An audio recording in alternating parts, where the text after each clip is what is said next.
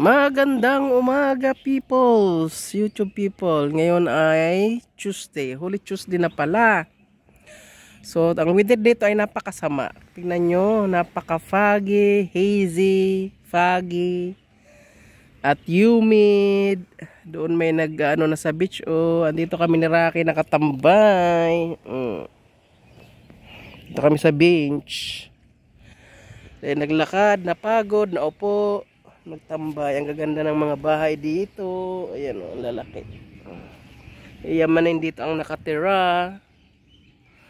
Ang layo ng lalakarin namin, nandun o. Sa layo. Ito, yung mga gustong bumili ng bahay o. Meron ditong 3 bahay na walang nakatara. Matt, if you want to buy the house, this is the one. You see? 2 big houses here. And this is the view. Ito ang view ng bahay, oh. Di lang gaanong makita ngayon because of the fogs. The fogs kasi marami, oh. Si Lolo naghahanap. At ang tubig ngayon ay medyo malinaw. Dito, alam nyo ang beach dito, napakadumi ng tubig.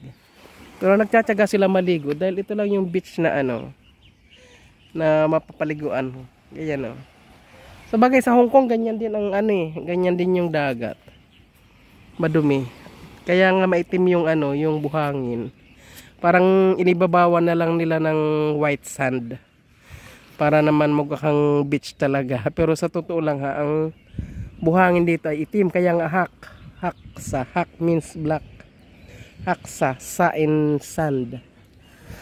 Black sand. A little info lang naman ng haksa. So, hi guys. Miss ko na kayo. Malapit na ako mag-live at ang aking mga amo ay lalayas sa Biyernes. Alam na araw. Alam nyo ang aking WH ay 21 na lang. Ay nako. Try ko nga mag-silent LS kahit walang magtambay. Hindi kasi ako makakuha ng connection ng isa eh. Kaya wala akong pang tambay. Ang labas ko pa ay sa 4 dahil ang amo ko babalik ng 3. Alam kung 3 o 4 ang balik nila. So baka sakaling pa di-open ako. Dahil walang kasama ang... Ayan o, naghahantay na o. Uwi na tayo. We go home.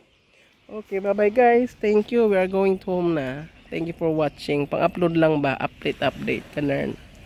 Pero nabibighan ako sa mga kabahayan dito. May isang bahay doon na napakaganda.